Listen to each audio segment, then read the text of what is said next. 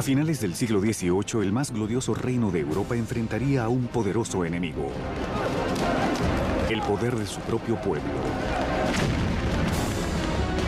Un hombre se alzaría para inspirar a la nación a derrocar a un rey renuente y a una reina odiada. Y una nueva república nacería de la sangre de la Revolución Francesa.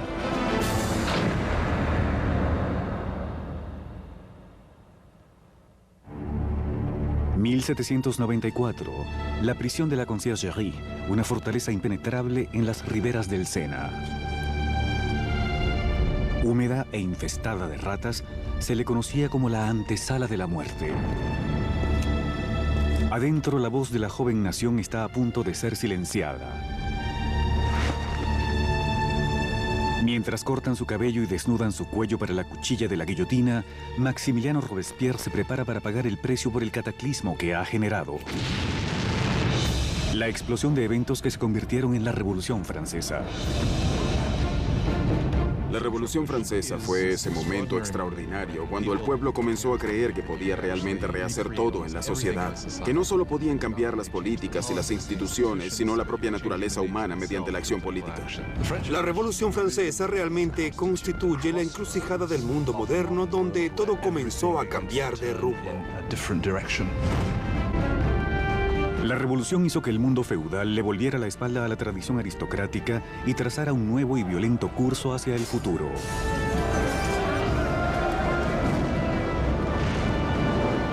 Estremecería las bases mismas de Europa y su impacto se sentiría más allá de los mares. La Revolución Francesa es el evento más importante en la historia occidental. Existen otros que podrían rivalizar con ella, como la Revolución Industrial, pero como un evento aislado no puedo imaginar ninguno más importante. Fue la revolución que más cosas modificó. Si consideramos que se deshizo de la Iglesia Católica, del cristianismo, de la nobleza y del rey, se deshizo de todas estas cosas. La Revolución Francesa traería alimento a los pobres, democracia a Francia y establecería un nuevo orden social. Pero el progreso tendría un costo. Fue un momento de extraordinarias esperanzas y ambiciones que luego se convirtió en la más horrenda tragedia. Ahora herido y derrotado, solo 2 días antes, Robespierre se mostraba triunfante presidiendo la mayor y más sangrienta revolución conocida en Europa.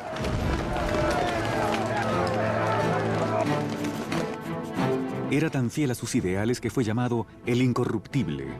Y era tan poderoso que la menor de sus declaraciones podía causar terror en toda una ciudad. Al ser un maestro orador, las palabras de Robespierre eran sus armas. Ahora, silenciado por una bala en la mandíbula, espera el mismo fin rápido y brutal que les ocasionó a tantos otros.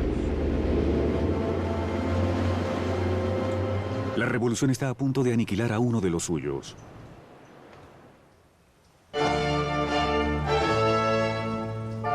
En un día primaveral de 1770, nadie podía prever los turbulentos tiempos que se avecinaban. El Palacio de Versalles estaba lleno hasta sus doradas columnas con las relucientes muchedumbres de la corte real. Terminado en 1682, Versalles fue la obra maestra del rey Luis XIV. Para poner algo de distancia entre él y sus súbditos, Luis XIV cambió la capital de Francia a este pequeño pueblo situado a casi 20 kilómetros al oeste de París, donde ordenó la construcción del palacio más espléndido de toda Europa. Por casi 100 años había sido la sede de la firme monarquía de la nación. Y hoy es el escenario de una boda muy importante. El nieto del rey Luis XV, el príncipe Luis Capet, siguiente en la línea del trono, está a punto de desposarse.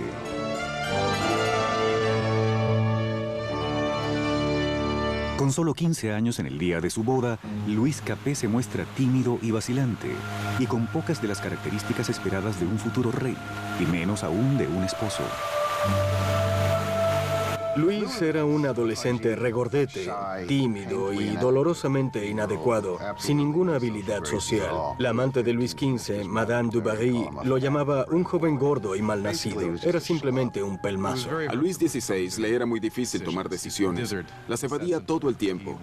Siempre era dado a ser persuadido por la última persona que le hablase. Esas no eran consideradas cualidades propias de un líder.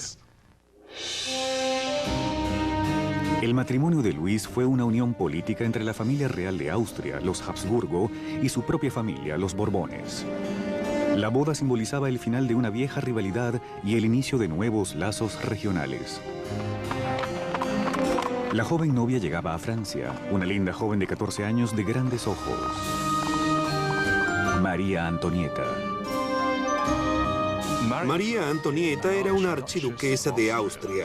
Era la hija menor de la emperatriz María Teresa. Llegó a Francia como parte de un pacto de matrimonio, el cual representaba un gran vuelco en las alianzas. Por primera vez en la historia, Francia y Austria eran aliados en lugar de enemigos. María Antonieta llega a Francia como un símbolo político, pero siendo una adolescente tenía poco interés en tales asuntos. Cuando María Antonieta llegó a Versalles era muy joven. No sabía mucho del país al que llegaba. No conocía sus costumbres ni la corte. Ciertamente era una niña obstinada y vivaz, pero aún así era una niña. Cuando María Antonieta llega a Versalles, es solo una adolescente. Es rubia, con ojos azules. Es hermosa. Le gusta atraer a las personas y llega con la intención de ganarse a su esposo y a su nueva familia.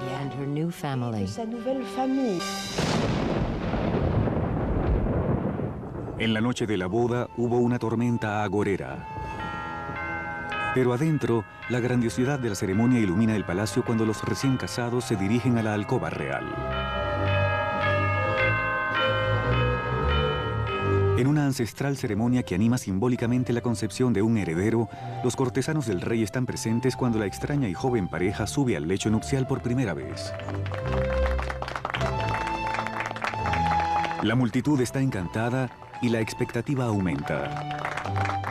Pero cuando se corren las cortinas, se hace evidente que no será fácil la concepción de un heredero. Luis no estaba interesado en reinar y tampoco estaba particularmente interesado en amar, así que no le prestó atención a las primeras noches e incluso después. Pasarían muchos años para que el matrimonio finalmente se consumase. La falta de un heredero pronto levantaría rumores por todo el reino que perseguirían a la pareja por años. La gran gala de la boda continuó por días enteros, pero fuera de las puertas del Palacio de Versalles había pocas razones para celebrar. Años de mala gestión por parte de la monarquía habían dejado al pueblo de Francia lleno de hambre y necesidades. Casi una década antes, Luis XV había perdido la Guerra de los 7 Años, en la que luchó contra Inglaterra por territorios en América del Norte. El desafortunado conflicto casi llevó a Francia a la bancarrota, tanto financiera como en su prestigio. Las arcas del país estaban casi vacías, incluso a pesar de que su población aumentaba cada día. Ya sin enfermedades como la peste negra, menos personas fallecían y había más personas hambrientas. Francia pasó de 20 millones a 26 millones de personas en el siglo XVIII, luego de haber crecido solo 1 millón en los 2 siglos anteriores. Eso causó gran tensión y generó mucha ansiedad. 4 años después de la boda real, el abuelo del príncipe Luis perdió su batalla final contra la viruela. Luis XV muere siendo un rey vencido y poco popular y deja atrás un país al borde del caos. En una lujosa ceremonia, el joven príncipe Luis heredó el trono y fue coronado como el rey Luis XVI. A pesar de haber insistido en tener una grandiosa coronación, Luis sabe que está terriblemente mal preparado para el cargo. En el momento en que muere su abuelo y se hace evidente de pronto que él es el rey, Luis XVI no sabe qué hacer. Siente como si el mundo le cayese encima. A pesar de haber sido educado para convertirse en rey, siente que no está listo para eso. Para Para un reino en crisis, Luis XVI era la peor opción posible. El rey de 20 años rezaba: «Protégenos, Señor, porque reinamos muy jóvenes». Acomodados en los aposentos reales de Versalles, Luis y María Antonieta comienzan su nueva y prometedora vida como jóvenes monarcas. Mientras tanto, a solo 20 kilómetros en París, otra nueva era florece. Una era que está en curso de colisión con la propia monarquía. Es una era peligrosa de nuevas ideas, la era de la Ilustración.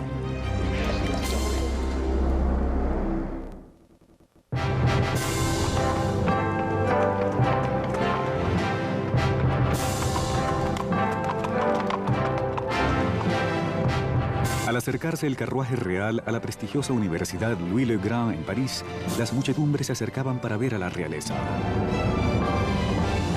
Era el día de dar la bienvenida a la ciudad de París al recién coronado rey Luis XVI y a su joven encantadora esposa austríaca. Y a la cabeza del comité de bienvenida se encuentra un joven y prometedor estudiante de leyes, Maximiliano Robespierre. Cuando Robespierre era estudiante, el rey visitó la universidad y Robespierre le habló en latín al rey. Así que, de hecho, habló con Luis XVI cuando era un adolescente.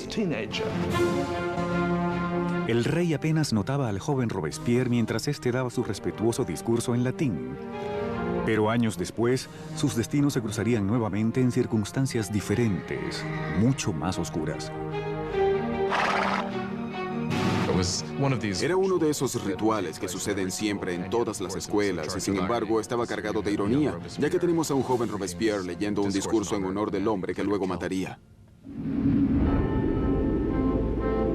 Por ahora, la bienvenida es cálida y la alabanza es sincera. La visita de la pareja real pudo haberse ganado el corazón del pueblo, pero sus mentes se inclinaban cada vez más en una dirección completamente diferente. Desde la Edad Media, la sociedad europea había estado dividida en tres clases separadas, determinadas por el nacimiento. Había una gran división entre las riquezas de la nobleza y el clero y la pobreza de los campesinos. Con la Ilustración del siglo XVIII, la razón y la ciencia comenzaron a retar estas tradiciones ancestrales. Arrastrada por una corriente de innovaciones y literatura nueva, París era entonces el nuevo centro filosófico del mundo. La ciudad palpitaba con el florecimiento del conocimiento, todo un océano de posibilidades. Había llegado la era de la Ilustración. La Ilustración fue un movimiento que ordenaba no confiar en las autoridades o en nada que hubiese sido dicho por alguien más. Se debía pensar por uno mismo y comprobarlo uno mismo. En la Europa del viejo régimen se te decía qué pensar. Se te daba información desde arriba por sacerdotes o regentes. Así que la idea de poder cartografiar el conocimiento humano y luego acceder a él era revolucionaria. En los salones de alcurnia de todo París, los aristócratas se reunían para discutir sobre los autores de la Ilustración y sobre la floreciente era de la razón. Voltaire, Rousseau, voces frescas que proclamaban la libertad, el control del propio destino y, por sobre todo, la igualdad. La pasión por esta nueva literatura era mayor entre la clase alta, pero al colarse estas ideas a todos los niveles sociales, el deseo de igualdad comenzó a amenazar el modo de vida aristocrático.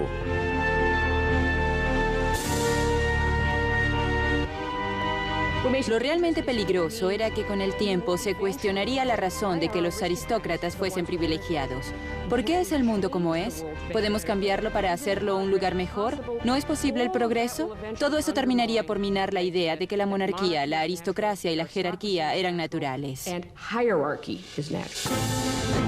Para observar los ideales de la Ilustración en acción, solo hacía falta mirar más allá del Atlántico, donde los estadounidenses luchaban por independizarse de la vieja némesis francesa, Gran Bretaña. El joven rey Luis quería vengar las derrotas de su abuelo y vio su oportunidad en la Guerra de Independencia de Estados Unidos. Luis aportó un total de 2.000 millones de libras a la causa, suficientes para alimentar y guarecer a 7 millones de franceses por un año. Esa inversión marcaría el inicio del colapso financiero de Francia. Estados Unidos causó la bancarrota de Francia, ya que la deuda que adquirió la monarquía francesa para luchar en la guerra de independencia estadounidense resultó ser crucial en la situación financiera de esta monarquía, pues no podían pagarla. Mientras Luis enviaba dinero y tropas a través del Atlántico, María Antonieta se ocupaba de contraer sus propias deudas. La vida en Versalles era una interminable rutina de formalidades y rituales arcaicos. Había ceremonias para despertar al rey y a la reina, para vestirse, cenar e ir a la cama. Para no aburrirse entre todos estos rituales, María Antonieta aumentaba una colección de piezas de moda cada vez más extravagantes. María estaba obsesionada con la moda, en especial esos peinados de torre de casi 1 metro de alto que tomaban horas en realizarse y que adornaban con toda clase de frutas y objetos. Para muchas personas, estas costumbres eran obscenas y representaban todo lo que había de malo en ella, en Versalles y en aquella cultura. María Antonieta se entretenía con las habladurías de la corte, con juegos de azar y organizando obras de teatro. Al acumularse sus gastos, se ganó el apodo de Madame Déficit. A María Antonieta la apodaron Madame Déficit, ya que el país estaba en caos económico y ella continuaba gastando en vestidos, zapatos y joyas como si nada pasara. Era la Imelda Marcos de su tiempo. De todas las deudas que contrajo María Antonieta, la mayor era la que tenía con su país, un heredero al trono. En 7 años de matrimonio, Luis y María no habían tenido hijos. María Antonieta se encontraba en una posición cada vez más humillante.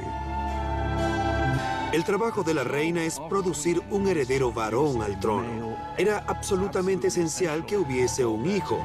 Durante ese tiempo las personas la criticaban y estaban insatisfechas. Decían, el rey nunca debió casarse con esta archiduquesa austríaca en primer lugar y ahora ni siquiera puede darle un heredero al trono.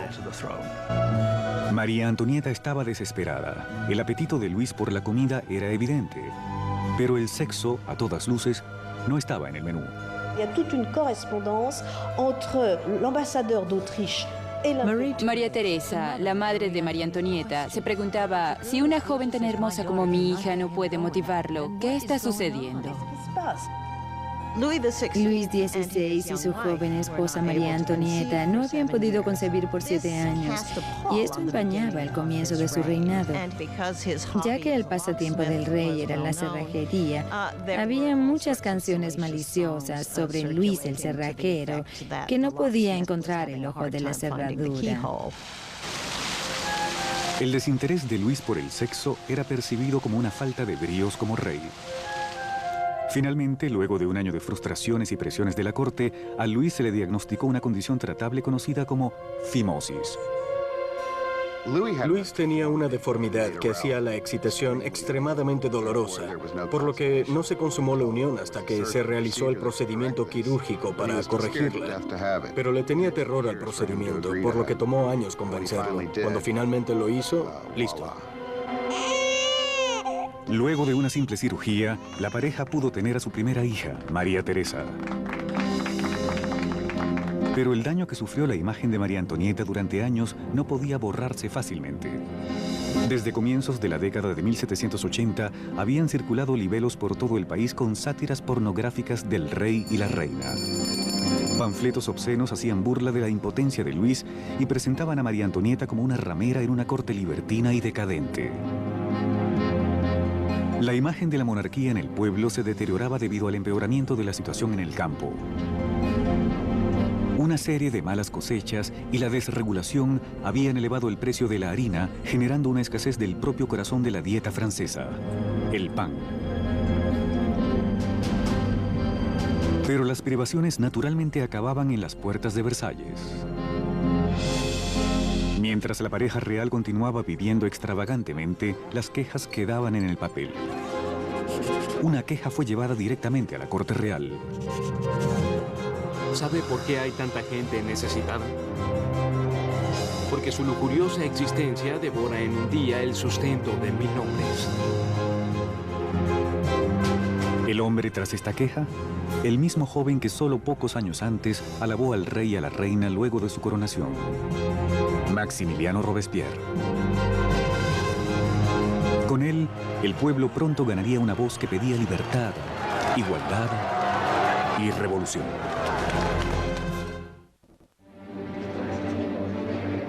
A finales del siglo XVIII, Versalles era un oasis de extravagancia rodeado por un país desesperado. Y con un rey indeciso al timón, Francia ponía rumbo hacia el desastre. Luego de 19 años de matrimonio, Luis había engendrado 4 hijos, pero permanecía impotente como rey. En un intento por demostrar liderazgo, Luis aplicó una serie de reformas financieras. Pero sus cerradas prácticas cargaron a los pobres con pesados impuestos, mientras la nobleza casi no pagaba nada. Con la economía en ruinas y el pueblo cada vez más agitado, parecía que incluso los cielos estaban molestos. Francia sufrió el más crudo invierno en 90 años. Si alguna vez Dios intervino para empeorar una situación, fue en el verano de 1788 y la primavera de 1789. En el verano de 1788 ya existía una efervescente crisis política que tenía como base una seria escasez de alimentos. Para el pueblo francés del siglo XVIII, la harina era la esencia misma de la vida. El pan, la medida de la existencia. La mayoría de las personas comunes en Francia comían al menos 1 kilogramo de pan al día. El pan era muy importante y su precio era sentido por todos. Si el precio se duplicaba, estabas en problemas. Con los malos manejos financieros de Luis, el costo de la harina se disparó. Los escasos alimentos eran almacenados. El precio de una hogaza de pan pronto alcanzó el salario de un mes. El hambre se tornó en rabia. Estallaron disturbios en toda Francia. Robaban los hogares. Las panaderías eran saqueadas y los panaderos sospechosos de acaparar el pan eran linchados en el sitio.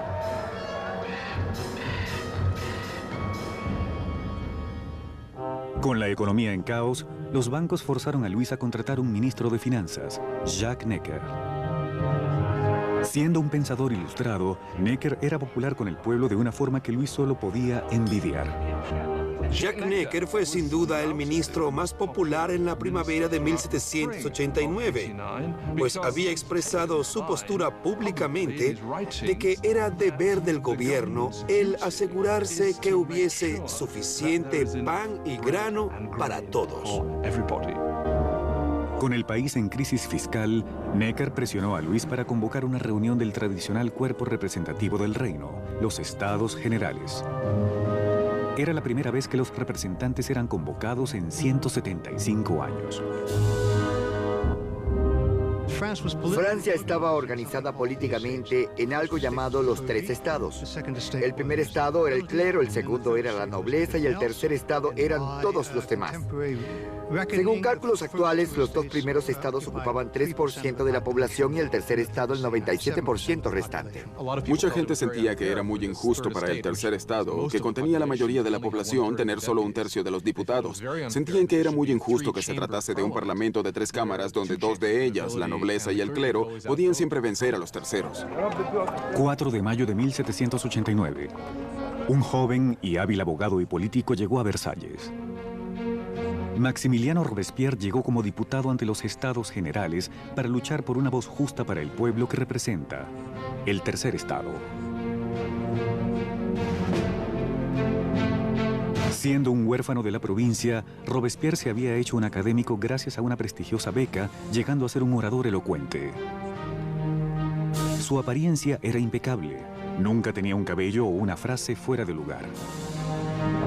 En su pueblo natal de Arras, las ideas de la Ilustración que había absorbido en los salones de París encontraron una voz poderosa en él como abogado de los oprimidos. Para cuando regresó y comenzó a practicar como abogado, ya estaba leyendo mucha literatura ilustrada. Durante su práctica en Arras, Robespierre trató de llevar las ideas de la ilustración a los casos que defendía. En los estados generales, Robespierre y sus colegas demandan que la nobleza y el clero paguen impuestos. Pero Luis se siente amenazado por el creciente radicalismo del tercer estado. Entonces, el 20 de junio, luego de un punto muerto de 6 semanas, los diputados llegan para encontrar que están siendo silenciados. El 20 de junio, cuando los diputados llegan a su reunión y encuentran las puertas cerradas, sospechan un complot. Fueron al lado, a lo que llamaríamos una cancha de tenis, pero que en realidad era de balonmano, se reunieron y juraron que no dejarían de reunirse hasta tener una nueva constitución. Los diputados se declararon a sí mismos como una nueva Asamblea Nacional, los verdaderos representantes del pueblo de Francia. El juramento de la cancha de tenis es uno de esos grandes momentos simbólicos de la Revolución Francesa. Tenemos a estas personas reunidas en ese espacio abierto de la cancha de tenis, alzando sus manos en una especie de saludo romano. Para la Asamblea Nacional fue un momento en el que comprendieron su poder y dignidad y supieron que realmente podían desafiar al rey de Francia. En un acto revolucionario de desafío, nace la Asamblea Nacional. Llegaría a ser una comunión de voces de todo el país, un cuerpo parlamentario que promulgaba la voluntad del pueblo. Pero quitarle poder al rey no sería tan fácil como firmar una simple proclamación. Estas tempranas victorias que ocurrieron en Versalles eran de papel y no tenían nada para respaldarlas. El temor que se apoderó de los diputados en Versalles a medida que se acercaba julio era que el rey ordenara a sus fuerzas dispersarlos y luego derrocarlos. A comienzos de julio, 30.000 tropas reales tomaron posiciones alrededor de París. Para defenderse, el pueblo formó una nueva Guardia Nacional. Los alborotadores saquearon las armerías de París y se llevaron más de 28.000 mosquetes. Lo único que faltaba era la pólvora, pero sabían exactamente dónde obtenerla. En el centro de París se erguía un inmenso edificio de piedra, símbolo notorio del régimen feudal: la Bastilla. Esta prisión guardaba la provisión de pólvora de la ciudad y era legendaria como un lugar de torturas y muertes inenarrables. La Bastilla había sido el gran símbolo del despotismo real, el símbolo de los reyes franceses yendo más allá de los límites justos de su poder, un símbolo de horror para el pueblo francés. En medio de las revueltas ocurrió un sorprendente ultraje. Luis despidió a su ministro de Finanzas, el amado por el pueblo Jacques Necker, por creerlo muy comprensivo con las masas. Horas después del despido de Necker, la noticia de que el hombre a su favor había sido despedido llegó a París. La única opción era la revuelta. El 14 de julio, las multitudes se juntan, identificándose con una pequeña escarapela roja y azul por los colores de París, separados por el blanco, el color de la Casa de Borbón. El tricolor había nacido. De la febril multitud, una voz grita: ¡a la Bastilla! Atacar la Bastilla significaba que el pueblo francés se negaba a que se acabase con la Asamblea Nacional. Así que el pueblo actuó y se armó. Básicamente significaba que estaban del lado de la revolución. Al ver a la multitud que se acercaba, el gobernador de la Bastilla, Bernard Delaunay, trató de cerrar la prisión. Organizó una desesperada defensa, pero los merodeadores atacaron la fortaleza y masacraron a los guardias con picos y cuchillos. Finalmente, el gobernador Delaunay se rindió, pero la iracunda muchedumbre lo envolvió, arrastrándolo a las calles. Las hordas burlonas lo patearon y apuñalaron hasta que gritó: «¡Déjenme morir!». La multitud le hizo el favor, lo apuñalaron más y le dispararon. Allí nació una tradición revolucionaria. Su cabeza cortada fue expuesta en un pico. Los diputados de la Asamblea Nacional no condenaron de inmediato estos actos de violencia. De hecho, los aceptaron. Y fue esta aceptación de la violencia popular lo que, en opinión de algunos, creó un patrón que tendría consecuencias catastróficas para el desarrollo de la revolución. Con el humo aún sobre la Bastilla, Luis XVI regresaba de un viaje de cacería. En su diario, bajo la fecha julio 14, 1789, escribió: nada. Una referencia a su fallida cacería. Un ayudante lo interrumpió y le dio la noticia de las revueltas y la caída de la Bastilla. Luis XVI pregunta: ¿es una revuelta? No, señor, contesta. Es una revolución.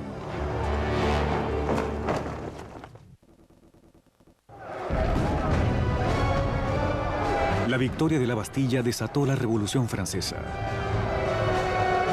El pueblo había desafiado a su rey y había ganado. Ya no habría retorno. Como símbolo de la derrota de la tiranía del feudalismo, el pueblo, hombres, mujeres y niños, minó y destruyó la Bastilla con sus propias manos, ladrillo a ladrillo. Comenzaron a desmantelar el pasado.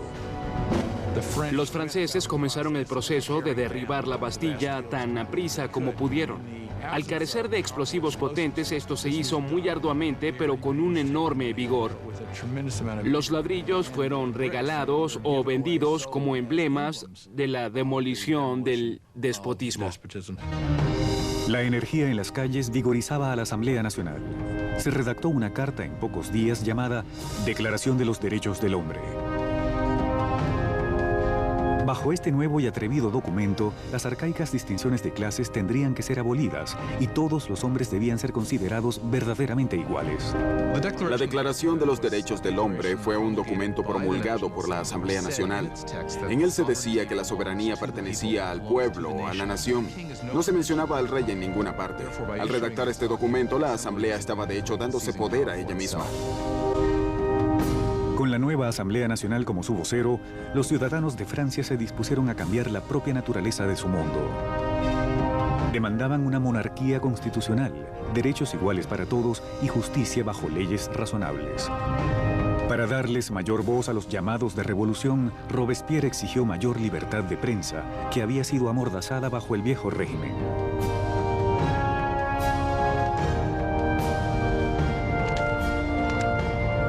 La resultante prensa libre fue registrada bajo el título de L'Ami du Peuple, o El Amigo del Pueblo. Un diario furibundo lleno de provocaciones y discursos altisonantes era la creación de un antiguo doctor, Jean-Paul Marat. Luego de una serie de carreras poco exitosas, Marat se hallaba viviendo en la pobreza, encontrando a veces refugio en las cloacas de París.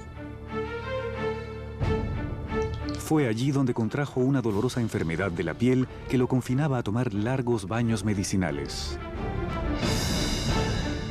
El amargado y fracasado Marat encontró en la revolución una oportunidad perfecta para dejar salir su veneno. Jean-Paul Marat era solo uno más de los profesionales descontentos y desafortunadamente las revoluciones le ofrecen oportunidad a estos sujetos. Marat tomó todo su resentimiento y lo canalizó en un diario que llegó a ser extraordinariamente exitoso, L'Ami du Peuple. Marat era un hombre poseído por una rabia extraordinaria. Basta con leer algunas páginas de su diario, El Amigo del Pueblo, para darse cuenta. En cada edición mostraba una mentalidad totalmente paranoica, veía complots por todas partes, todos conspiraban contra la revolución. La respuesta era muy simple para él, sangre. La respuesta eran cabezas. Marat aborrecía la extravagancia inexorable de la monarquía en medio de la pobreza que oprimía a Francia. Solo necesitaba el menor rumor para atacar al rey y a la reina en su diario. El 2 de octubre de 1789, su rabia estalló.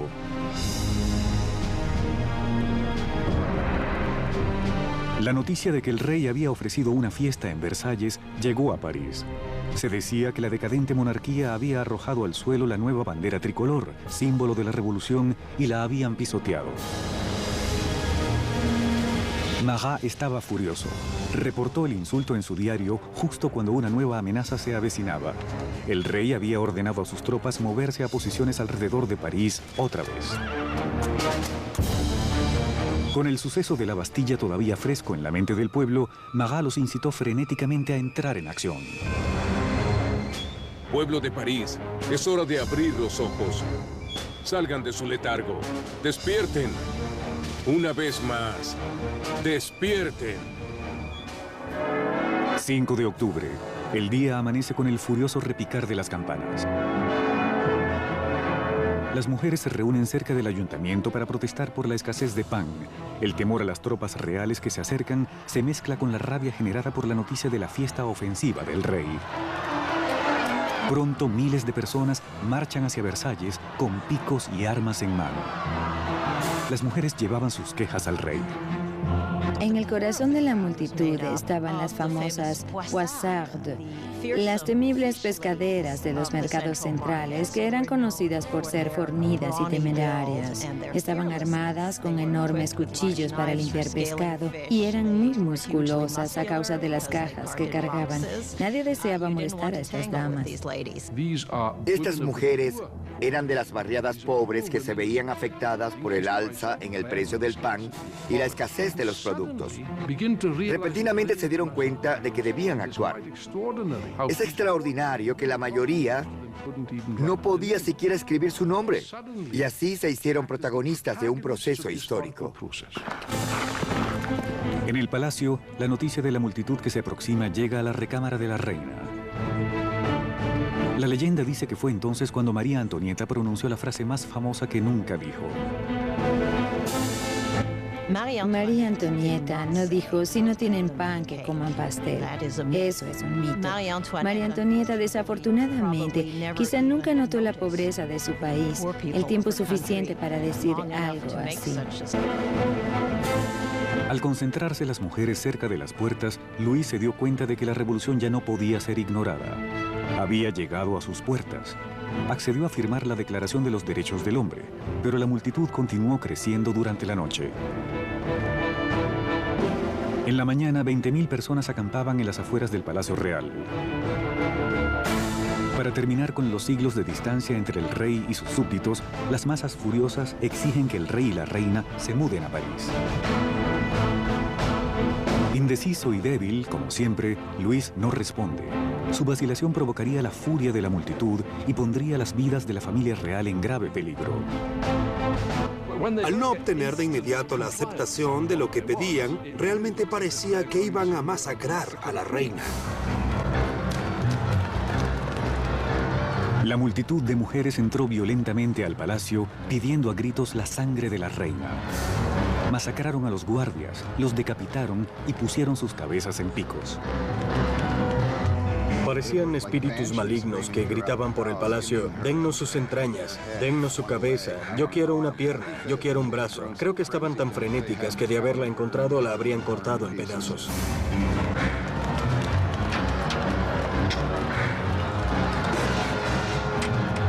Aterrada por su vida, María Antonieta escapa a los aposentos de Luis solo momentos antes de que las mujeres entraran a su recámara y destrozaran su cama. El rey y la reina estaban ahora a merced de la multitud, y lo que ésta quería era un poco de atención de su rey. La única manera de tranquilizar a las mujeres era que la familia real accediese a mudarse a París. Creían que una vez que las autoridades estuvieran en París, podrían forzarlos a hacer lo que el pueblo de París quisiera. 60.000 personas salieron marchando de Versalles, llevando carretas y vagones rebosados con harina del almacén real. El carruaje real fue escoltado hasta París.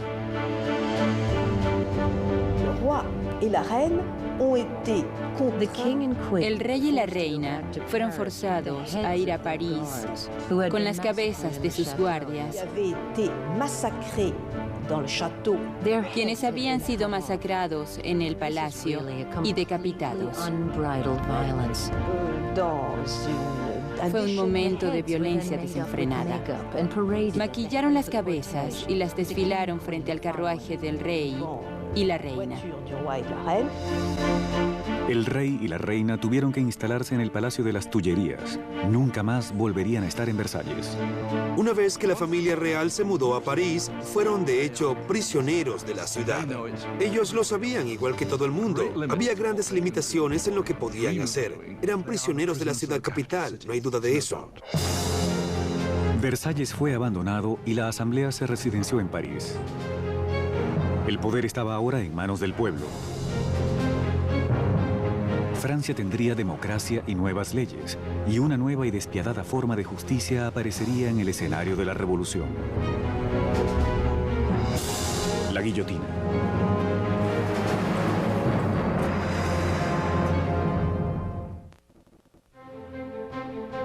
Mayo de 1791. Habían pasado casi 2 años desde que la familia real y la Asamblea Nacional se mudaron a París. Robespierre hablaba a menudo en la Asamblea y en el Club Jacobino, una sociedad de debates bautizada por su lugar de reunión, un viejo monasterio de monjes jacobinos. Ahora la palabra era el corazón mismo de la revolución, y Robespierre hablaba con una entereza moral infalible. Su norte real era siempre el pueblo. Pronto se gana el apodo de El Incorruptible. Francia es ahora una monarquía constitucional. El rey es forzado a compartir el poder con los revolucionarios de la Asamblea, pero parece que su cuota disminuye cada día, siendo forzado a firmar una tras otra leyes que reducían su propio poder y el de otro sector del feudalismo, la Iglesia Católica. Luis decide que ha llegado la hora de abandonar los confines de la nueva república y montar una campaña para reclamar su reino. Para 1791, Luis había decidido que debía retomar el control de su país. Sabía que solo podría lograrlo con la ayuda de un ejército extranjero, así que su idea era escapar del Palacio de las Tullerías y dirigirse a la frontera más cercana. 21 de junio de 1791, el rey y la reina se disfrazan de sirvientes y, protegidos por la oscuridad, se escabullen del ojo vigilante de París. Realizan un intento mal planeado de escape. Era pasada la medianoche cuando la familia real llegó al pequeño pueblo de Varennes, 160 kilómetros al este de París. Se encontraban cerca de la frontera de Austria, con la seguridad a pocos kilómetros de ellos. Pero su intento de ser libres no llegaría más lejos.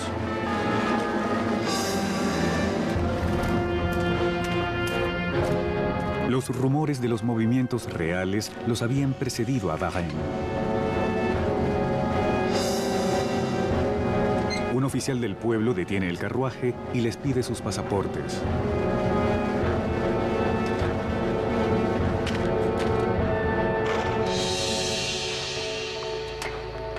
Las sospechas del oficial son confirmadas.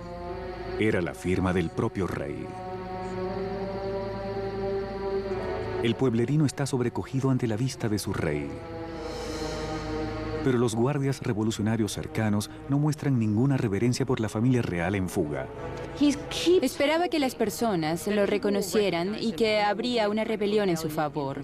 Pero para su sorpresa y horror, no estaban impresionados al reconocerlo. Lo veían como alguien que escapaba y simplemente lo arrestaron y devolvieron a París. La idea de que el monarca había tratado de abandonar a su pueblo fue psicológicamente catastrófica. Esto realmente cortó los lazos entre Luis y sus súbditos. Ahora no solo tenían un rey superfluo, sino que obviamente también era un traidor. Al convertirse la familia real oficialmente en enemigos de la revolución, el poder pasó de Luis, ahora un rey prisionero, a los revolucionarios de la Asamblea. En el centro del gobierno revolucionario estaba Robespierre. Destacaba en el podio, siempre pidiendo libertad, igualdad y fraternidad. Exigía el sufragio universal y el fin de la esclavitud en las Indias francesas occidentales, pero más fervorosamente hablaba en contra de la pena de muerte. En la nueva era de la Ilustración, Robespierre deseaba desechar todos los restos del pasado medieval. Europa había heredado de la Edad Media un macabro repertorio de métodos de ejecución. Muertes crueles y tortuosas por descuartizamiento, la horca, ahogamiento e incineración en la hoguera. Durante el viejo régimen hubo toda una variedad de espantosos castigos.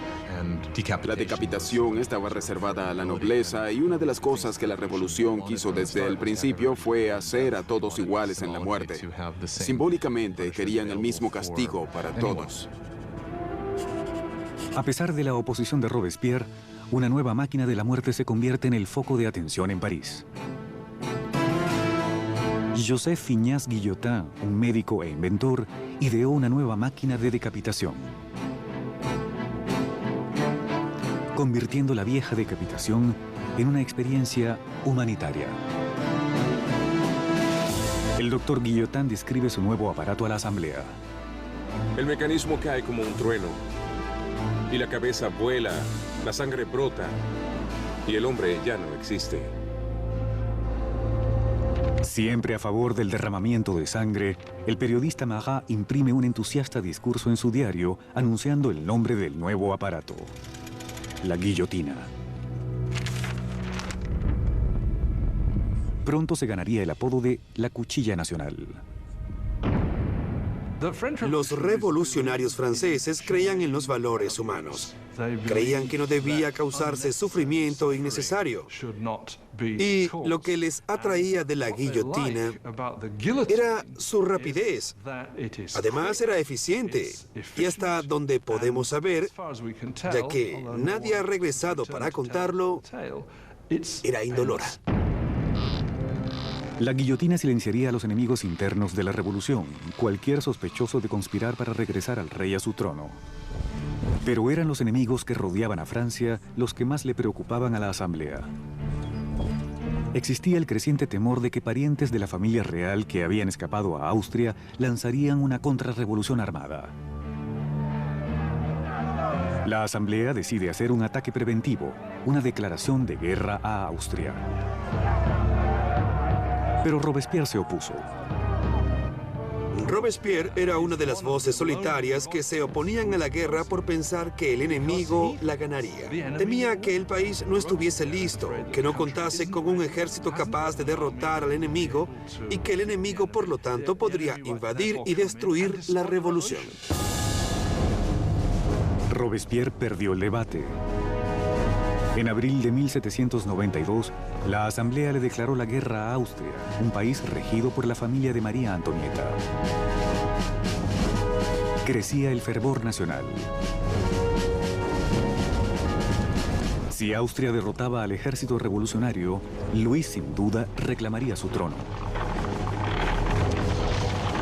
Y se sospechaba que María Antonieta ayudaba al enemigo al mantener correspondencia con sus familiares en Austria, revelando los movimientos de las tropas francesas con cada trazo de su pluma. Mientras tanto, el rey y la reina fingen adherencia a la revolución. Luis y María Antonieta jugaban un doble juego. Parecían estar muchas veces con la revolución. Al mismo tiempo estaban conspirando contra ella. Trataban de sobrevivir. Si queremos ser generosos, eran sobrevivientes, pero si lo vemos desde el lado revolucionario, eran mentirosos.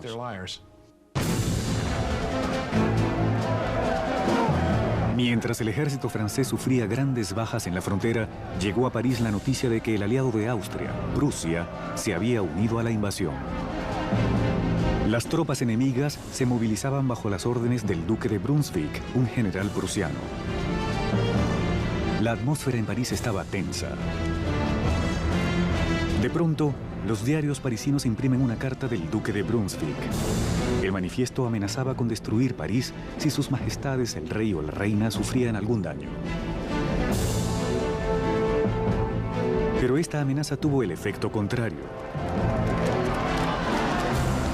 10 de agosto de 1792, 27.000 ciudadanos armados, animados por la furia contra el manifiesto, se dirigen al Palacio de las Tullerías y atacan salvajemente a los guardias del rey.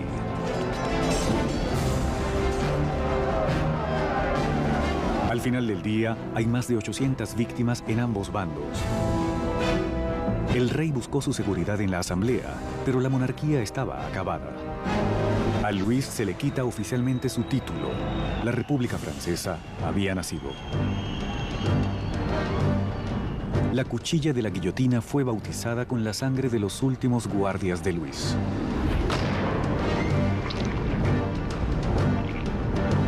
Y Robespierre, antes acérrimo opositor de la pena de muerte, ha cambiado de parecer.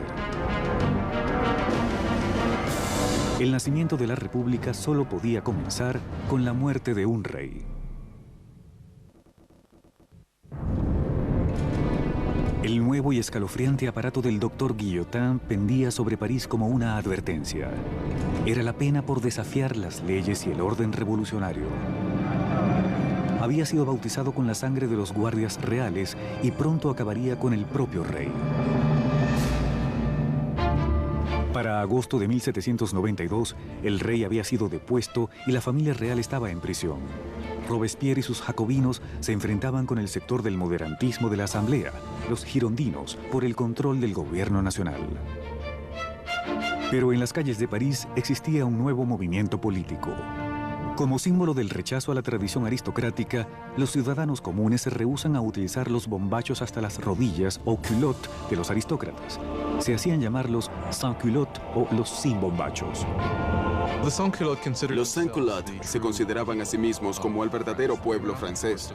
No eran los más pobres. Eran más bien artistas o tenderos, cosas así. Eran personas que al menos podían trabajar con sus manos. El no vestir los bombachos era para los sans-culottes un símbolo de no ser un aristócrata, de no poseer grandes riquezas, de ser una persona común del pueblo.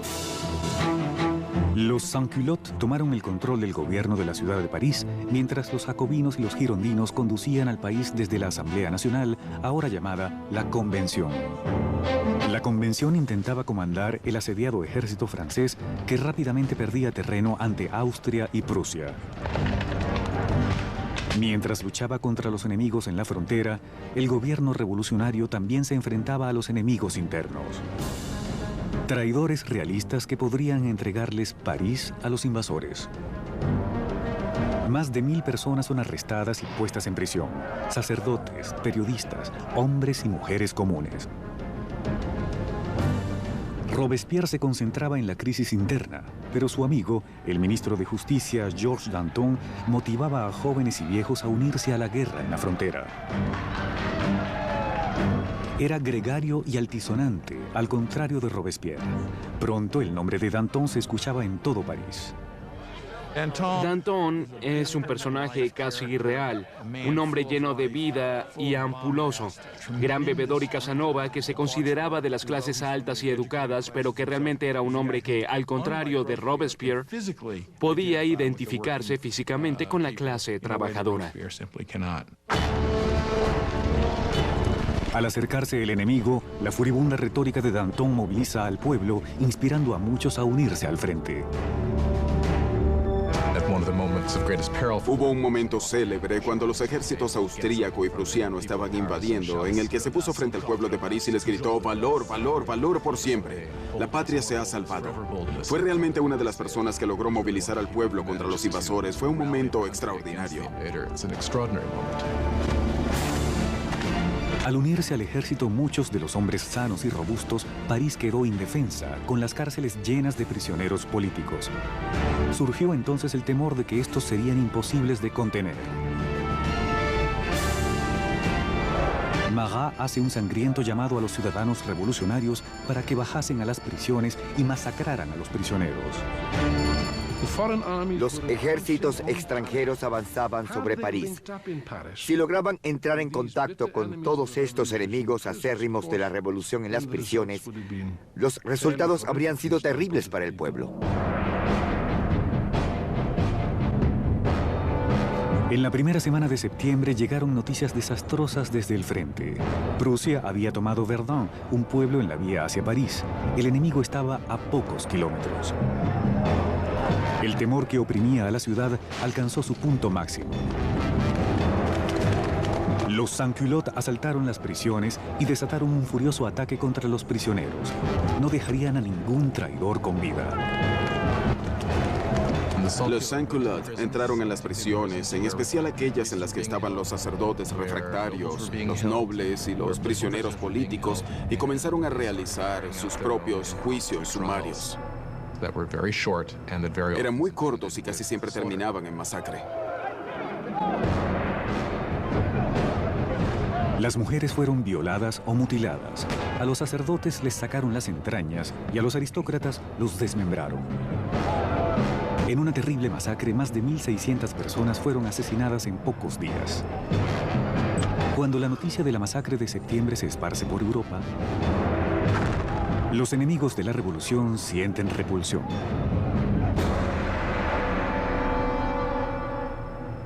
Más allá del Canal de la Mancha, el London Times daba la repugnante noticia. ¿Son estos los derechos del hombre? ¿Es esta la libertad de la naturaleza humana? Las bestias cuadrúpedas más salvajes del África inexplorada son superiores a los animales bípedos de París. La revolución se había desviado definitivamente. Incluso Robespierre se daba cuenta de que las cosas habían llegado demasiado lejos, de que el pueblo no podía manejar las cosas por sí mismo. Necesitaban ser guiados, una mano de hierro. Mediante el poder de sus palabras, el incorruptible se alzó como el hombre capaz de guiar la revolución. A pesar de que en un momento Robespierre estuvo a favor de la monarquía constitucional, ahora creía que ya no había lugar para un rey. Se tomó una decisión crucial. Francia llevaría a su propio rey a juicio.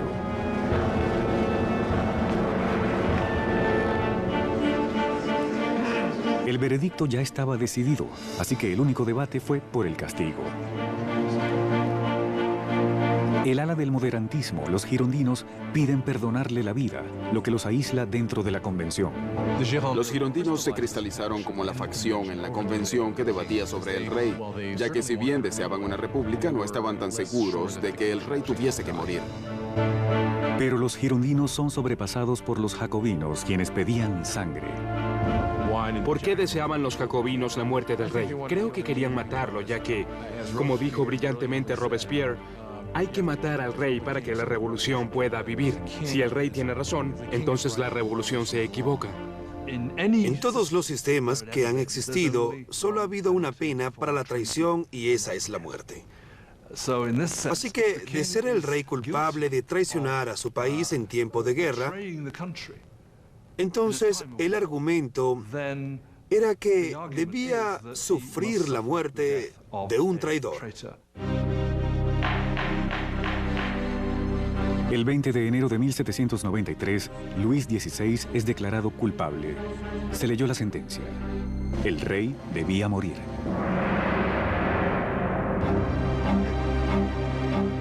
Esa noche se le permitió reunirse brevemente con su familia. Calmado a pesar de las lágrimas de su familia, les promete regresar a la mañana siguiente a darles el último adiós. No lo haría.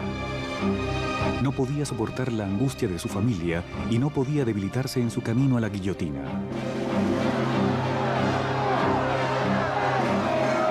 En la mañana, un carruaje cerrado llevó a Luis al cadalso. Estoicamente se aproximó hasta la cuchilla.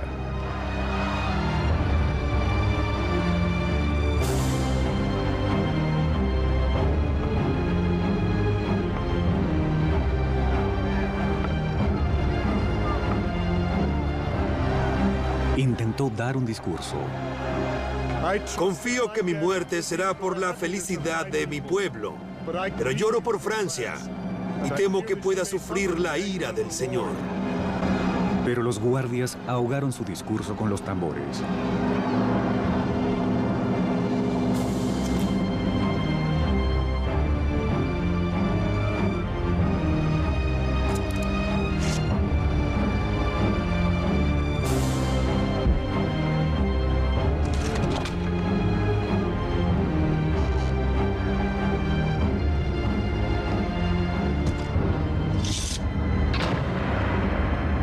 A las 10:22 de la mañana, el hombre que una vez fue el rey había muerto.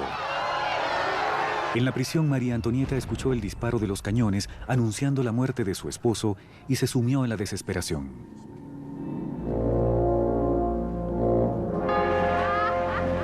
La sangre del rey se había derramado. Los revolucionarios estaban victoriosos.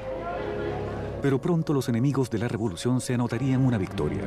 Su objetivo, el hombre que pedía la muerte de tantos, Jean-Paul Marat.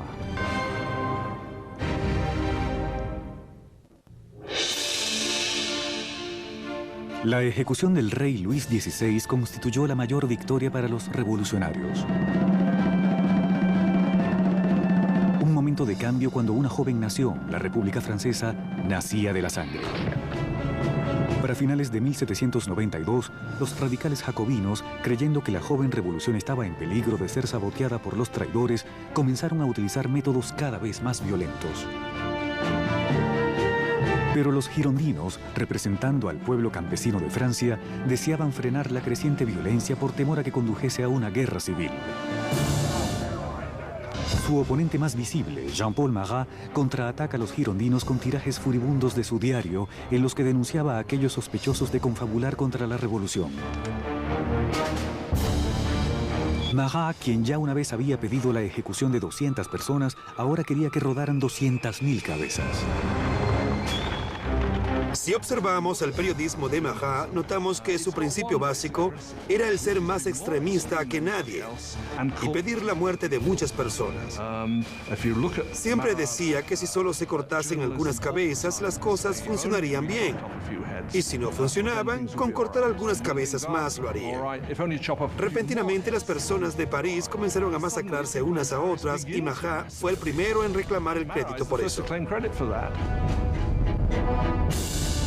Pero el movimiento radical no se había afianzado en todas partes. Las personas fuera de París estaban furiosas por la creciente brutalidad de los jacobinos y piden que termine el baño de sangre. Ese mensaje llegó a oídos de la encantadora Charlotte Corday, una joven y determinada mujer de las provincias. Charlotte Corday era una persona común de la ciudad de Caen.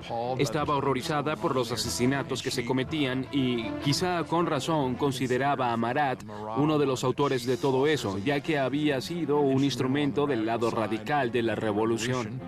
El amigo del pueblo aún pedía cabezas. 13 de julio de 1793. Charlotte Corday llega a París. Sabía que el amigo del pueblo tenía una política de puertas abiertas en su casa, donde se le podía encontrar casi a cualquier hora sumergido en su baño medicinal. Corday llegó diciendo que tenía una lista de traidores, personas que colaboraban con los ejércitos extranjeros para acabar con la revolución. Marat le pide la lista y le promete a Corday que los traidores serán guillotinados al día siguiente. Luego de dársela, sacó un pequeño cuchillo y lo apuñaló en el pecho.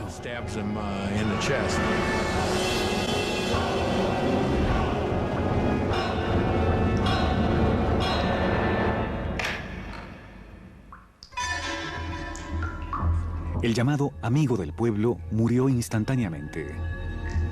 La furiosa voz de su diario había sido silenciada.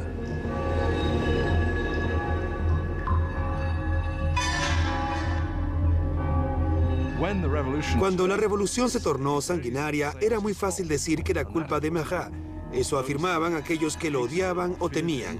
Y es una de las razones por las que Charlotte Corday lo asesinó en 1793, ya que lo hacía responsable de muchas de las atrocidades más sangrientas que habían ocurrido allí.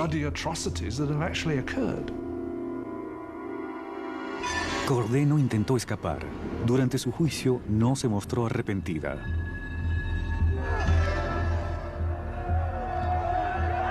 ¿Qué esperaba lograr al asesinar a Marat? Paz. Ahora que está muerto, la paz regresará a mi país. Charlotte Corday fue ejecutada rápidamente y su sueño de paz murió con ella. Había matado a Marat el hombre, pero había creado a Marat la leyenda. Su muerte fue ilustrada por el pintor revolucionario Jacques-Louis David. Se convirtió en un mártir. casi en una figura religiosa. Había personas que le ofrecían oraciones, cosas como corazón de Jesús, corazón de Mahat. Hubo una escena durante su funeral donde la bañera en la que fue asesinado fue colocada en el altar, casi como si fuera un crucifijo.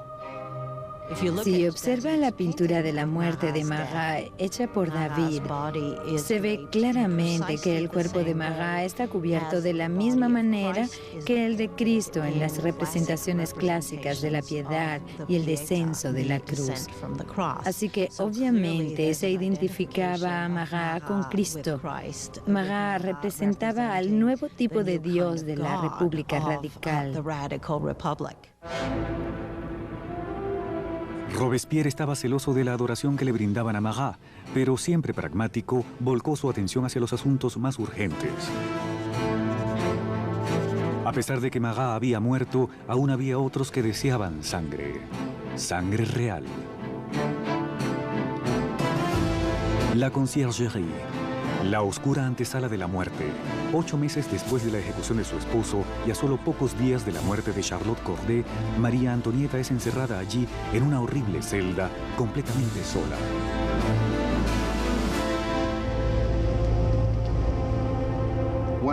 Una de las peores cosas que le sucedió a María Antonieta después de la ejecución de Luis fue que les arrebataran a sus hijos. Ellos eran lo más importante para ella. Sabía que su hijo sería sometido a abusos terribles para hacerlo olvidar que alguna vez había pertenecido a la realeza. Y resultó que tenía razón. Solo un par de años después, su hijo murió a causa de negligencia y abusos terribles. María Antonieta, quien alguna vez fue presumida, solo tenía 38 años de edad. Pero la revolución la había envejecido. María Antonieta había sido una mujer muy hermosa y elegante hasta la Revolución. Durante 1788 y 89 había perdido peso, su cabello había encanecido, había abandonado toda su coquetería y sus lindos atavíos. Se puso muy delgada. Cuando apareció en su juicio estaba irreconocible. El 15 de octubre, María Antonieta es llevada a juicio, acusada de alta traición y de derrochar el tesoro nacional. La única evidencia contra ella fueron rumores maliciosos. Un cargo final fue añadido a la lista. La acusaban de cometer incesto con su hijo. Ante esto, María Antonieta decidió defenderse. Apelo a la conciencia y a los sentimientos de todas las madres presentes para declarar si hay alguna entre ustedes que no se estremezca ante la idea de tales horrores. En ese momento hubo un cambio en la atmósfera, ya que todas las mujeres sintieron que estaban implicadas y se dieron cuenta de que habían llegado demasiado lejos con esas acusaciones. Ese brote de simpatía pública hizo que María Antonieta esperase ser deportada a Austria, pero sus esperanzas terminaron cuando se leyó la sentencia. Compartiría el mismo destino de su esposo. María Antonieta estuvo de algún modo condenada desde el principio. Era el símbolo de la alianza con Austria, la cual había sido desastrosa para Francia.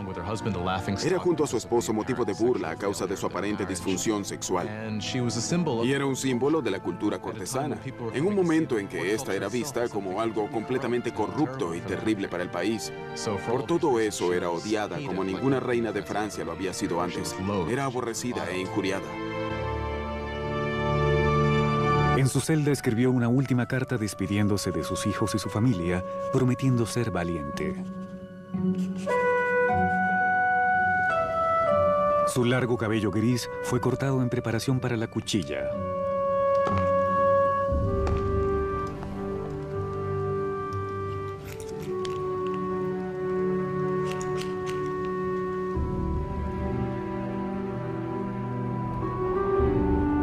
Sus manos estaban fuertemente atadas.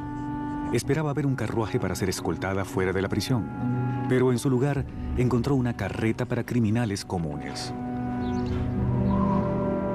Cuando fue llevada para su ejecución, esperaba tener el mismo trato que el rey, que estaría en un carruaje cerrado para que la multitud no pudiese atacarla. Pero la colocaron en una carreta abierta, donde la gente podía gritarle toda clase de cosas horribles y amenazas terribles.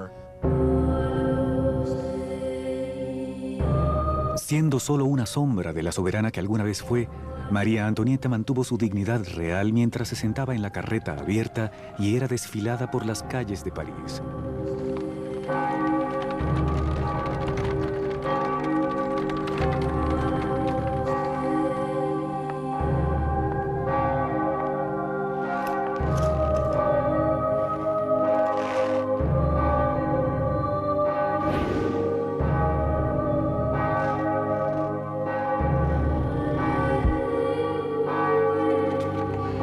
Su nombre y los cargos contra ella fueron leídos.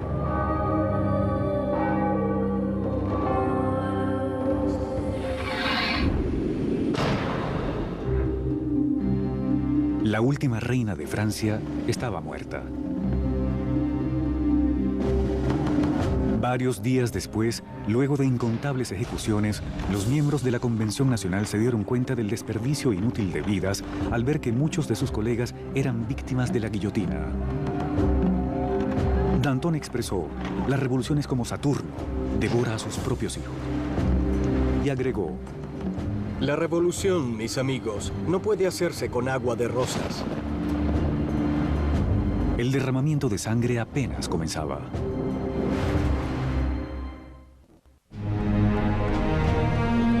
Septiembre de 1793.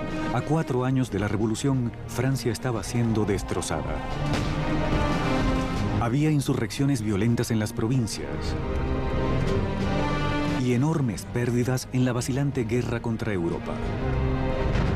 En una avasallante victoria, la Armada británica tomó la ciudad porteña de Toulon. Europa estaba devorando las fronteras francesas. Francia era el país más extenso de Europa Occidental y el que poseía mayor población. Había sido la mayor potencia militar. Cuando comenzó la revolución, muchos de sus enemigos tradicionales e incluso de sus aliados pensaron que esa era su oportunidad, no de arrebatarle un trozo de terreno a Francia, pero sí de enriquecerse a sus expensas y debilitarla permanentemente. Francia fue aislada de toda Europa. Sufría un bloqueo por Inglaterra. Era atacada e invadida por Austria y Prusia. El pueblo de París estaba sumido en el temor de que la victoria de la contrarrevolución condujese a un baño de sangre. Danton y Robespierre, los oradores estelares de la Convención, se dan cuenta de que deben atacar con valor para salvar la revolución. Convencen a sus colegas para instaurar una nueva y amenazadora forma de ley marcial. Es hora de que todos los franceses disfruten de la sagrada igualdad. Es tiempo de imponer esta igualdad mediante actos de justicia contra los traidores y conspiradores. Hagamos del terror la orden del día. Así comenzaba un nuevo capítulo de la revolución, un período de represión violenta llamado el terror. En una sorprendente regresión, los revolucionarios suspendieron la nueva constitución, así como los derechos que garantizaba. La policía de espionaje se esparció por el país. Cualquier sospechoso de actividades contrarrevolucionarias era arrestado, juzgado rápidamente y sentenciado a la cuchilla nacional. El reino del terror fue concebido como un gobierno de emergencia. Entendían por ello el infundir terror en el corazón de los enemigos de la República, de manera que fuesen paralizados por el miedo o arrestados y eliminados. La menor sospecha podía enviar a cualquiera al cadalso. Políticos expresaran alguna palabra amable hacia la difunta monarquía, cualquiera que utilizara el formal monsieur o madame en lugar del nuevo tratamiento de ciudadano.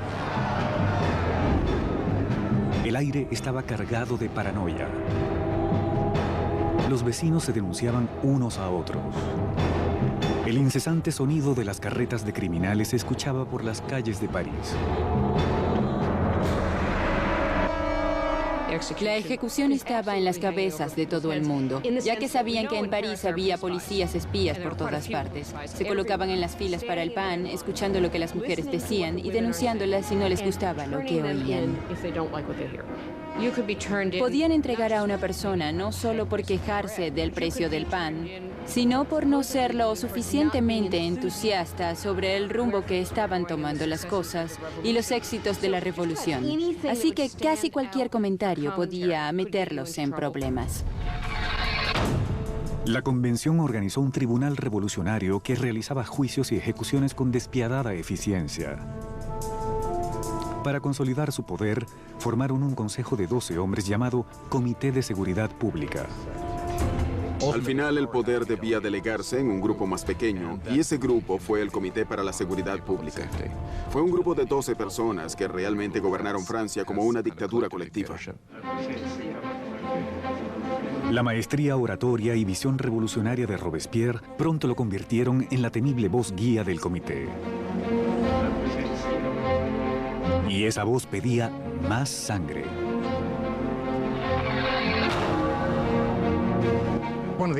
Una de las ironías en la vida política de Robespierre es que al comienzo fue un opositor apasionado de la pena de muerte. Eso pesó contra él después, cuando se hizo un apasionado defensor del terror y la guillotina. Nunca respondió a esos reclamos, excepto para decir, bien, los tiempos cambian. La revolución había endurecido a Robespierre. Antes un ferviente defensor de la libertad de prensa, ahora reinstauraba la censura, un vestigio del viejo régimen. Con la Iglesia ya bajo ataque, no se opuso a la propuesta hecha por uno de los revolucionarios más radicales, Jacques-René Hébert, quien propuso un nuevo programa, la descristianización.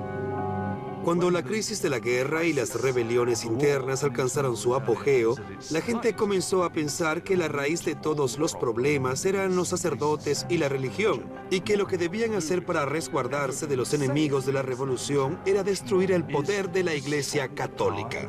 La religión solo es superstición y fanatismo, así que todo cuanto debían hacer era deshacerse de todo eso por completo. Las calles que tuviesen la palabra santo fueron renombradas. Los íconos religiosos fueron destruidos y reemplazados con tributos al nuevo santo, Marat. La iglesia llegó a ser vista como el enemigo por los revolucionarios radicales. Se despojó de sus altares en las iglesias y catedrales. Rompieron las ventanas, las estatuas fueron destruidas. Los bienes de la iglesia eran saqueados. Por supuesto que la opinión de Europa sobre esto era incluso peor que por la muerte del rey. Ni siquiera el calendario cristiano fue respetado. Los años no se numeraban ya a partir del nacimiento de Cristo, sino a partir de septiembre de 1792, el derrocamiento de la monarquía, que pasó a ser el año 1. Los meses se renombraron de acuerdo con las estaciones. Julio se convirtió en Termidor, abril en Floreal. Los meses se componían de 3 semanas de 10 días. El calendario revolucionario fue en realidad diseñado como un arma contra la cristiandad. Era claro que al tener una semana de 10 días, ya no habría domingos, por lo que la gente ya no sabría más qué día era el domingo. Eso era lo que esperaban. El terror se esparció por Francia. Las insurrecciones eran aplastadas con enorme crueldad. En la ciudad de Lyon, donde los contrarrevolucionarios ganaban terreno, el Comité de Seguridad Pública dio un ejemplo brutal. Cientos de rebeldes fueron atados, llevados a los campos y asesinados en masa.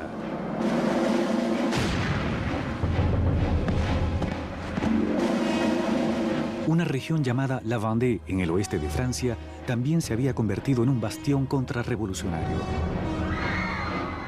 Los rebeldes y sacerdotes fueron atados y apilados en botes, los cuales fueron posteriormente hundidos sin piedad.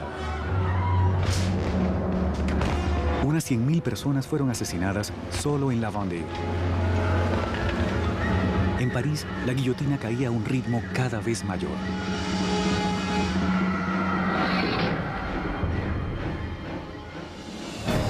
Mientras tanto, el ejército francés comenzaba a ganar en las fronteras. Al mando de un joven y brillante comandante llamado Napoleón Bonaparte, el ejército francés obligó a la Armada británica a realizar una retirada desmoralizadora en Toulon. La revolución estaba de nuevo en alza. Robespierre estaba en la cima del poder. Había acabado con los enemigos de la revolución y asegurado su éxito mediante el terror. Por un tiempo, el terror fue muy efectivo para consolidar al país y al gobierno y para luchar en lo que en realidad era una guerra en varios frentes. Al norte y al este contra enemigos extranjeros. También había una guerra civil en La Vendée y otra contra otros revolucionarios que se habían vuelto contra el gobierno de París. El terror había logrado su objetivo, pero no se detenía. Y no lo haría hasta devorar al propio hombre que lo había desatado. Maximiliano Robespierre.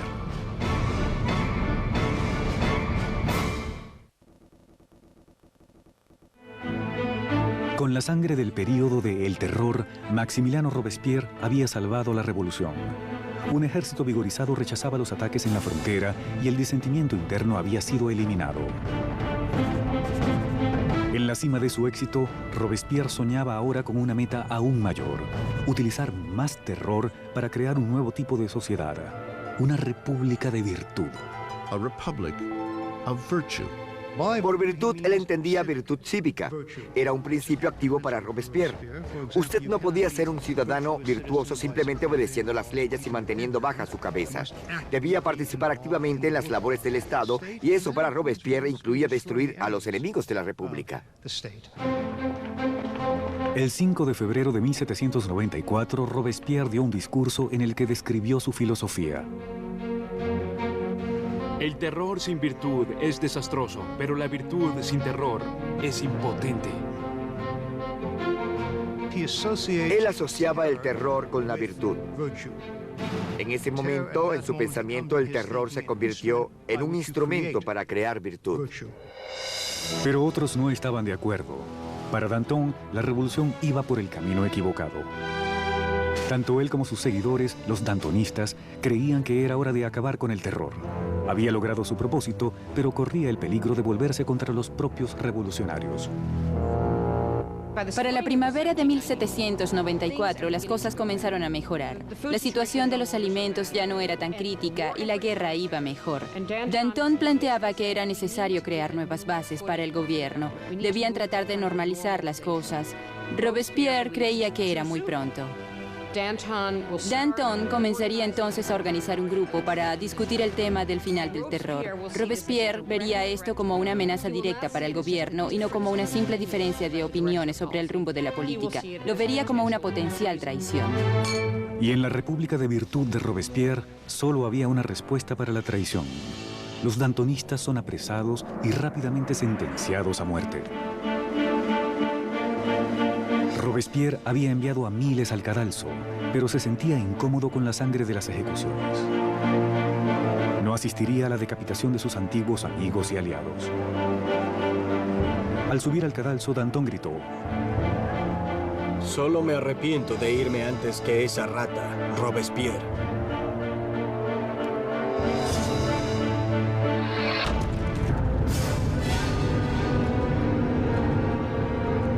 Ya sin los dantonistas, Robespierre sumió a Francia en una nueva fase aún más sangrienta y horrible: el Gran Terror.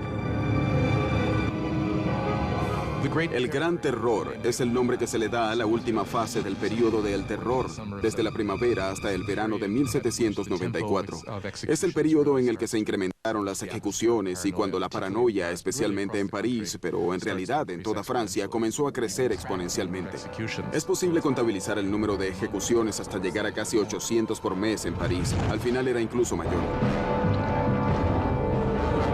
El verdugo de París estaba más ocupado que nunca. Pero el 6 de junio de 1794, el sonido de las carretas de criminales se detuvo. La guillotina permanecía en silencio. Robespierre había declarado un nuevo día festivo religioso, el Festival del Ser Supremo. Buscaba reemplazar al antiguo dios católico con uno nuevo, la diosa de la razón.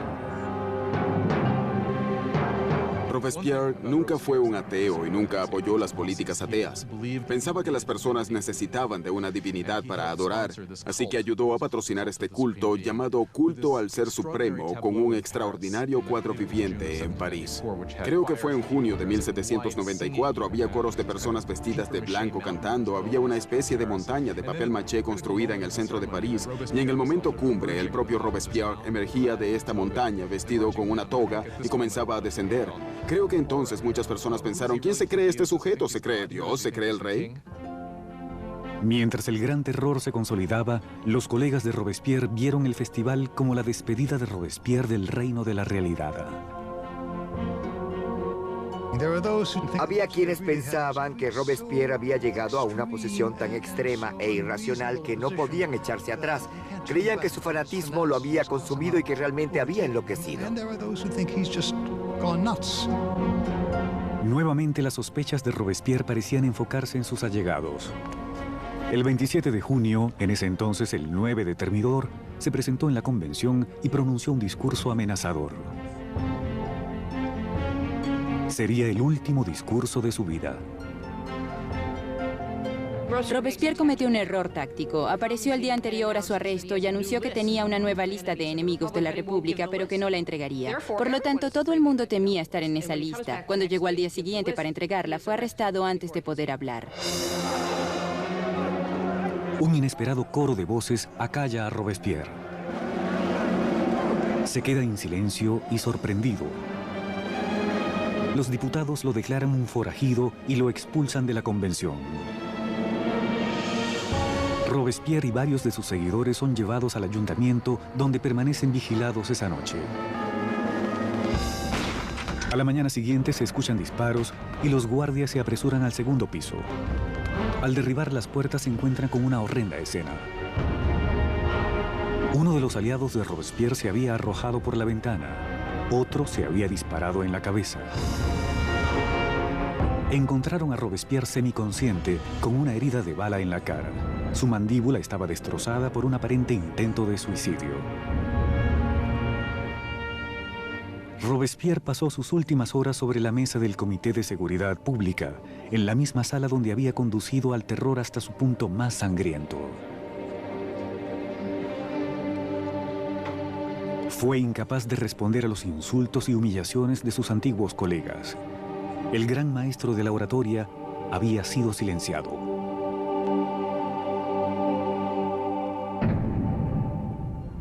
En la conciergerie, donde lo había precedido la última reina de Francia, Robespierre es preparado para la cuchilla nacional. Su compañero de celda, el revolucionario Saint-Just, le señala una pintura de los derechos del hombre y le dice: al menos hicimos eso. Robespierre había encabezado la revolución y había cambiado el rostro de Francia. Había reorganizado la sociedad y había ideado un sistema tiránico y sangriento para asegurar su éxito. Pero estaba destinado a ser una de sus últimas víctimas. Resultó que había un gran entusiasmo por terminar con el terror, pero nadie sabía cómo hacerlo. Y parece ser que lo único en lo que todos concordaban era en la caída de Robespierre.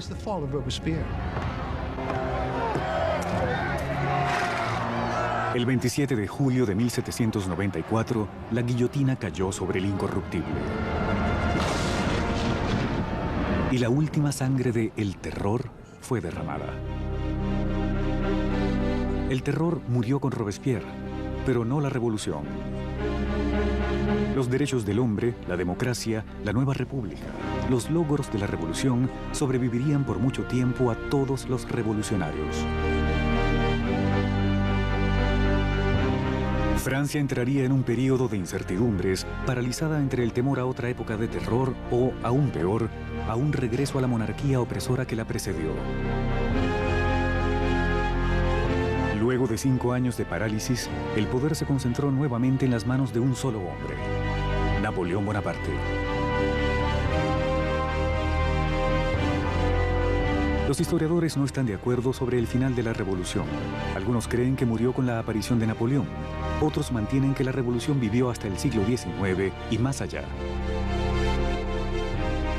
La revolución fue el primer modelo de un pueblo que tomaba su destino en sus propias manos. La idea de que los súbditos de la más antigua, sólida y gloriosa monarquía de Europa pudiesen decidir reescribir completamente su historia fue algo que tuvo una enorme resonancia. La revolución destruyó el viejo régimen feudal de Europa y cambió para siempre el curso de la civilización occidental. La pregunta que generó la Revolución Francesa fue: ¿cuánta violencia es justificada para lograr una mejor sociedad?